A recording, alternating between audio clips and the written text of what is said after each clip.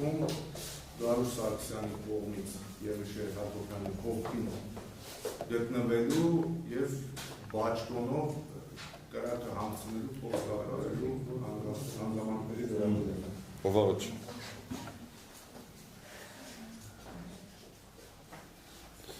Ես չեմ զրուցել իր հետ, որ մանրամասն իմանա։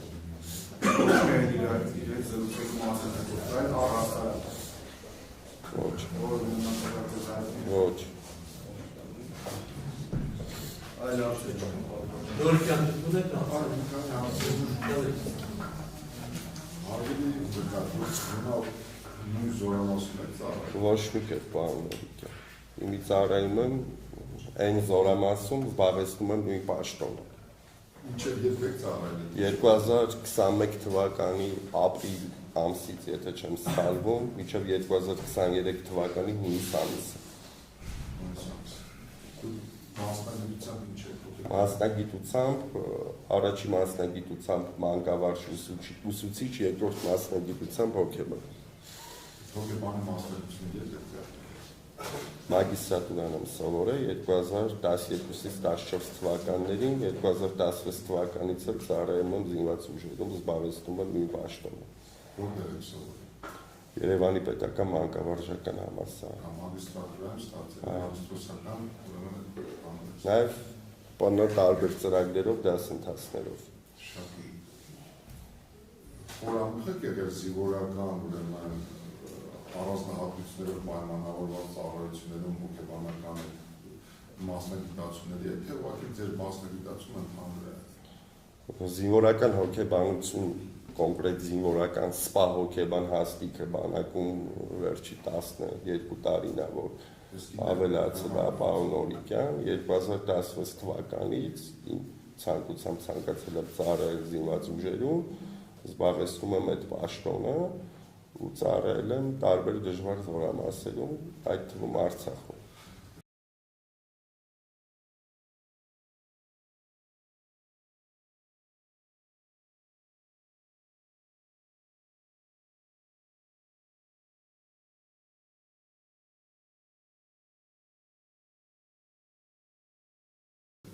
Ինչ են հարցնում, որովհետև դուք հանրային նորաձողի հարցին պատասխաններից անդրադարձալ անձնակազմի տարբեր բանակական կամ պոլիտիկ աշխատանքների։ Ես ուզենայի կատեգորիկ պատասխաններ եք տալիս, ես ուզենայի իրավասությունների շրջանակը հասկանալ, ընդհանրապես ձեր աշխատանքի բնույթը ոնց էր, ինչպիսին էր, դուք ինչպես եք շփվել անձնակազմի հետ, կամ նրանց հետ հաղորդակցությունը, նրանց հոգեբանական նկարագիրը, նրանց առանձնահատկությունները ինչպես եք տանում, վարել եք ինչ-որ այսպես մատյան վարել եք, ունեցել եք յուրաքանչյուր զինծառայողի անհատական հոգեբանական նկարագիրը, թե ոչ։ Յուրաքանչյուր զինծառայողի սկսած դեռևս ուսումնական պրոցեսում, որ այդ թվում նաև եղել են ինժեներասակրավորային վաշտում ծառայող, այդ ժամանակ համապատասխան գոյություն ունի կարամ ասեմ որ հրամանները, որոնցով որ կանոնակարգում է մեր աշխատանքը, գոյություն ունի մատյաններ ու գոյություն ունի դինամիկ դիտարկման քարտը, ինչպես նաև կենսագրական տվյալները զինծառայողների ուսումնասիրելով, ասենք բժշկական գրքույկը, ի հայտ է գալի, որ X զինծառայողը ունի հոգեբանական հոդվածներ, 7-ը, որը որ թույլ է տալի, որ ինքը ծառայի մարտական խնդիր իրականացնող ստորաբաժանում լինի մարտական դիրքում, թե ոչ։ Ու նմանատիպ տարաբնույթ միջոցառումներ, անհատական ու խմբային հոգեբանական աշխատանքի մեթոդով, բայց որ 2022 թվականից հետո ես չեմ ունեցել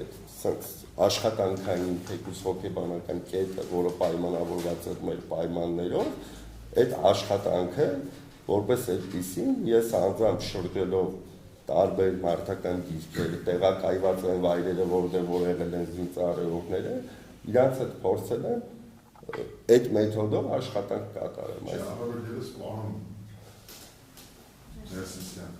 առավել ևս այն հանգամանքը, որ 2022 թվականին կոնկրետ զորամասին ենթարկվել էր հակառակորդի հարձակման եւ հենց այդ հարձակման հետևանքով էր պատճառաբանվում նաև այդ զորամասի ցրվելու եւ տարբեր կացարաններում տեղակայելու հանգամանքը, օրինակ առավել չի կարևորվել ձեր կողմից, որ դուք հենց պատերազմից հետո այդ ազնագազմի եւ ռազմական գործողությունների մասնակցելուց հետո կազմեք դրանցից յուրաքանչյուրի հոգեբանական նկարագիրը։ Դե դուք ինչ կոնցեպտի հետ գործ ունեք, կոնկրետ այդ սակավորային վարժում, ինչպիսի է հոգեբանական վիճակով պատրաստվածության, ընկերության, ոգևորվածության կամ տրամադրվածություն ունեցող ազնագազմի հետ գործ ունեք։ Արել եք նման աշխատանք։ Ճիշտ այդպես համապատասխան գրառումներն են անհատական գրքույկներում արվել է պարոն Նովիկյան։ Այդ գրքույկի անվանումը կասեք։ Հայրենիքի պաշտպանի անհատական գրքույկներում արվել է անհատական գրքույկում դուք որպես սպա հոգեբան յուրաքանչյուր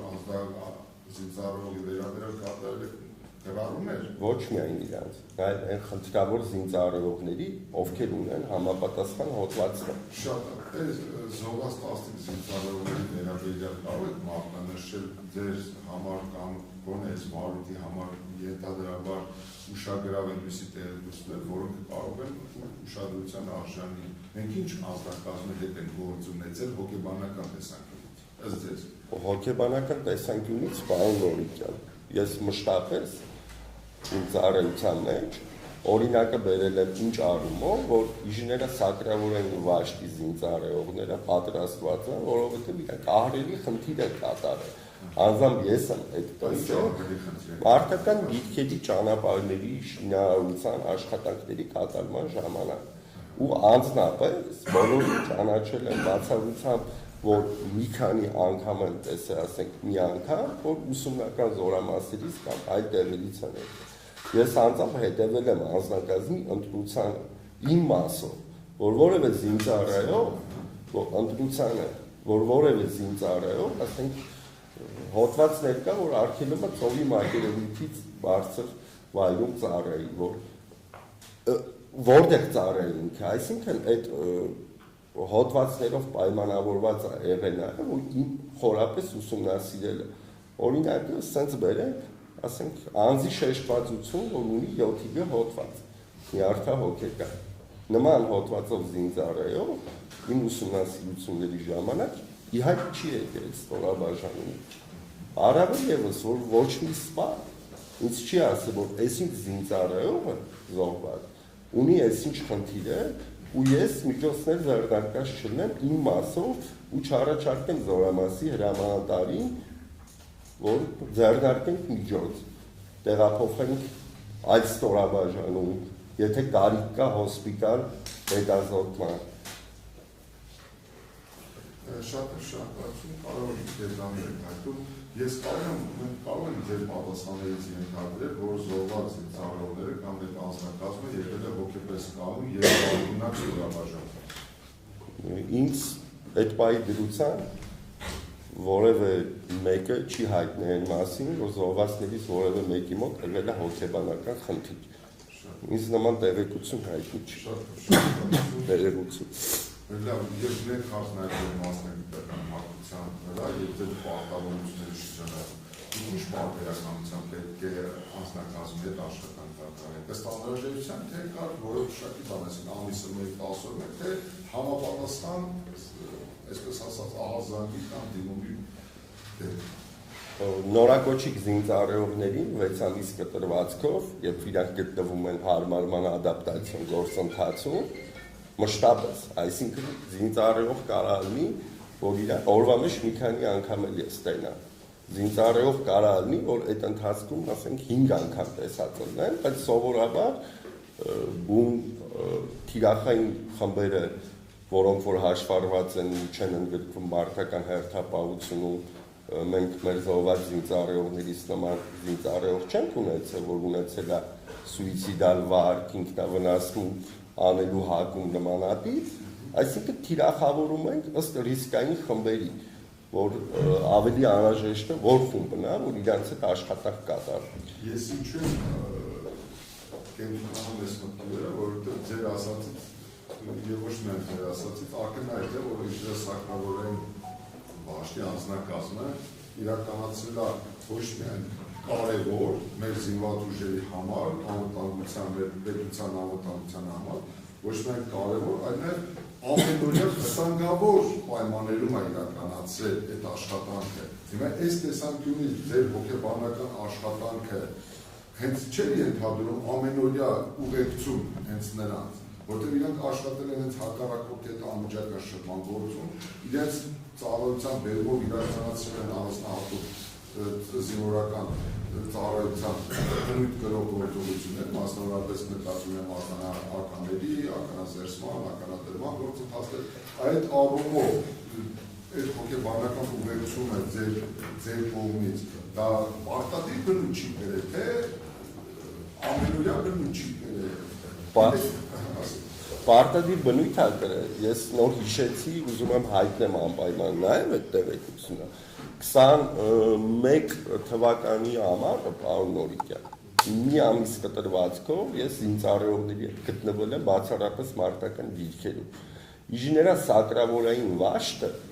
իմ հետ միասին այդ տվյալ դիրքը կառուցել է։ Ես այդ դիրքում գտնվել եմ այդ զինծառայողների հետ։ Այսինքն ես անձամբ նաև եղել է ժամանակներ, որ ընդգրկված եմ եղել մարտական դիրքերում ժամանակի առումով, իսկ մշտականը 24 ժամյա բնույթ է կրել։ Նախքան էտել է այդ նույնը եղել, որովհետև այդ անձնակազմը, որ եկել է Քյալբաջարից, Վարդենիսի,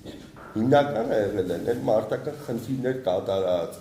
որոնց մեծ մասը անցել է պատերազմի միջով, ունեցել են որոշակի հոգեբանական խնդիրներ, այդ ծավալը ահռելի մեծ է եղել։ Շատ շնորհակալություն, այսօր կատարան ներկայանալիս ձեր հրամանատարությունից որը մեկը տեղյակ է, որ դուք այսօր